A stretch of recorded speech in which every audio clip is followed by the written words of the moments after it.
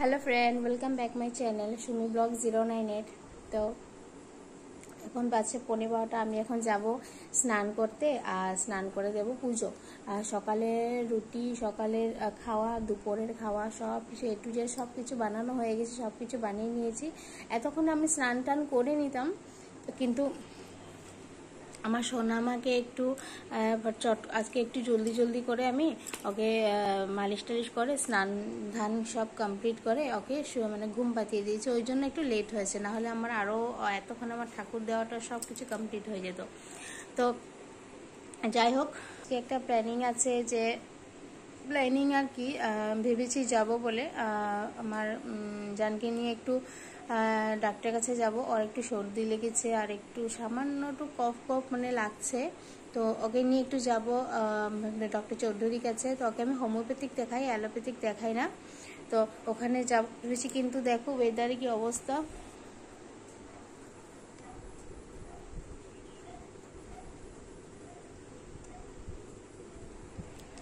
একেবারে মানে খারাপ ওয়েদার অবস্থা, বৃষ্টি দিচ্ছে। তো বাইকে করে যাই আমি আরও।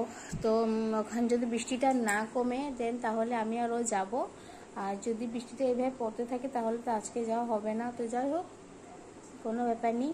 তো জলদি কাজগুলো সেরে নিয়েছি। তো এখন আমি চট করে যাই, স্নান ধান করে ঠাকুরটা দিয়ে তারপরে তোমাদের সাথে ব্লগে আবার রিটার্ন আসছি। তোমরা কিন্তু থাকবে, যেও না তোমরা, ঠিক আছে?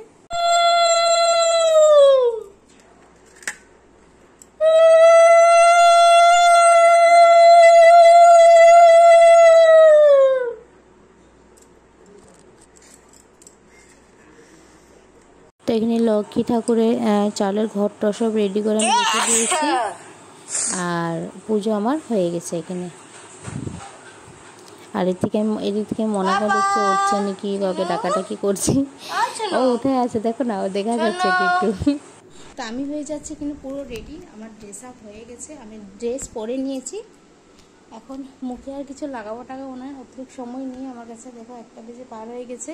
তো এখন শুধু আমি লিপস্টিকটা ওয়ের করবো, দেন বেরোচ্ছি। তো চলো আমার ব্লগের সাথে তোমরা থাকো, আমি বেরিয়ে তোমাদের সাথে যতটুকু পারবো আমার ব্লগটা শেয়ার করবো, ঠিক আছে? চলো, আমি হয়ে গেছি রেডি, ঠিক আছে? চুলটা একেবারে ভিজা, একদম ভিজা। তো আমি স্লাইড একটা নর্মাল, যেরকম আমি সবসময় বাঁধি, এই বানটা আমার করতে খুব ভালো লাগে, তো আমি একটু বেঁধে নিয়েছি। আর এই ড্রেসটা, এটা আমার মেয়েকালের ড্রেস, মানে বিয়ের আগের ড্রেস। তো এখন একেবারে আনফিটিং হয়ে যাচ্ছে সব ড্রেসগুলো। প্রেগনেন্সির পরে কেন যে মানে শরীরটা এতটা মানে বাজে একটা ফিগার হয়ে যায়, হাত হচ্ছে তো বডি হচ্ছে না, বডি হচ্ছে তো মানে এটা হচ্ছে না, বা এটা হচ্ছে না, বা কোমর হচ্ছে না, কিছু না কিছু একটা প্রবলেম থাকবেই। তো কেন যে এটা হয় জানি না। তো ড্রেস আপ করতে মানে আমাদের অনেকটা প্রবলেম হয়ে যায়, কি পরবো কি না কিছু বুঝে পাচ্ছি না। মানে এভাবে কাপড়গুলো তখন এত এলোমেলো করে রাখা আছে। এখানে আমার সাধারণ নর্মাল কাপড়গুলো রাখা আছে, আর এখানে গডরেজে অন্য কাপড় রাখা আছে। তো এখানে আমি যে সবসময় যেগুলো পড়াশোনা করি সেগুলো রাখি। তো এখন যদি আমাকে বের হতে হবে, ও বেরিয়ে গেছে। তো চলো আমার সাথে থাকো। তো আমারও এসে গেছে, আর আমি বেরিয়ে যাচ্ছি। ও মোনাকে নিয়ে আগে বেরিয়ে গেছে, মানে মারগুলো দিয়ে দিয়েছে আমার শাশুড়ি মা। এই যে মা নিয়ে রেখেছে। তো আমি বাইকে উঠবো, তারপরেও মোনাকে আমার হাতে দিয়ে দেবে। এমনিতে আমি নিয়ে উঠে যাই, সেটা কিছু না, যাওয়ার সময় মানে মা নিয়ে রাখে আর কি ওকে। তো ও তো মানে কি বলবো, ফুর্তি শেষ নেই, বাইকে করে যাবে উড়ে এখন, মানে কি বলবো। আর তো আমি কি করেছি, একটা নর্মাল একটা চটি পরে নিয়েছি, আর কিছু বের করিনি, কারণ ওয়েদারটা ঠিক না, ভালো না, কিছু ইচ্ছে করিনি বের করতে। তো আমি কি করে আগে ভালো করে পাটা ধুয়ে নিলাম। ভালো করে পাটা ধুয়ে নিলে কারণ কি, চটিটা ছিল বাইরে, ঠিক আছে? তো একটু ওই যে বৃষ্টি দিয়েছে, যে একটু বালি লেগেছিলো, তো ওই জন্য পাটা ধুয়ে নিলাম। আর ওকে দেখলে ও দাঁড়িয়ে আছে বাইক নিয়ে, আর আমি ওকে নিয়ে বাইকে বসলাম। দেখো কি এক্সাইটেড, মানে দেখো না, মানে মনে হচ্ছে যেন সোফা সেটে বসে আছে। আর মানে কি বলবো, মানে কোথায় যাচ্ছে কি না, একদম টেনশন ফ্রি না। বাবাকে ধরেও রেখেছে, আবার দেখো হাত দুটো দিয়ে সব সময় যেন বাইকে যখনই উঠেও এভাবে পিছনে বাবাকে ধরে রাখে, মানে একদম ফুল সেফটি নিয়ে রাখে আর কি। তো এখানে পৌঁছে গেছে, আর ও বাবার সাথে খেলুদেলু করছে, ওর বাবাও ওর সাথে খেলুদেলু করছে। তো একদম ফুর্তিতে আছে ও, মানে বাইরে বেরোলে আর কী বলবো। তো আমরা ভাবলাম একটা ছোটো মোটো আমার মেজদিকে একটা সারপ্রাইজ দেওয়া যাক। তো আমরা কি করলাম, আমি আর ও, অ্যাকচুয়ালি ওই বলেছে যে চলো তোমার মেজদিকে সাথে দেখা করে আসবো। তো ওর এখানে এসে গেছি। মানে যাচ্ছি, তো ওকে সারপ্রাইজ দিব বলে ভেবেই যাচ্ছি। তো দিদি জানে না আর কি, কারণ আমার আমার মনাকে সবসময় দেখতে পারে না। বৌদির বাড়িতে তো প্রায় যাওয়া হয় আমার কাজের জন্য, কিন্তু মেজির বাড়িতে এরকম যাওয়া আসা হয় না। তো তাই মানে আর মোবাইলটা দেখো না বারবার এদিকে থেকে হচ্ছে, তোমরা কেউ রাগ করবে না, খারাপ পাবে না, আমি ব্যাগে করে মানে কোনোরকম করে যাচ্ছি আর কি, ভয়ে ভয়ে।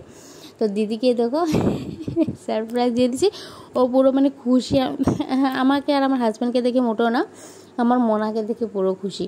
তো মানে একদম এক্সাইটেড, মানে কি করবে না করবে আসার সাথে সাথে ও কুলে নিয়েছে। মানে এত মানে আদর করে না, মানে কি আমার আমার মানে আমার আমার মা বলতে আমার মেয়ে, ও সবার থেকে এতটা আদর পায়, মানে আমি সেটা মানে বলার মতন কিছু নেই। সবার থেকে, আমার ফ্যামিলি থেকে প্লাস আমার হাজব্যান্ডের ফ্যামিলি থেকে, সবার থেকে একদম মানে 100 ও আদর পায়।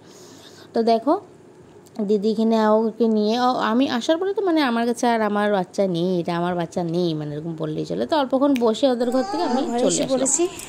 এখন বাচ্চা তোমার 2:30, এখন আমরা খাওয়া দাওয়া করবো, তারপরে দেখি কি করা যাক।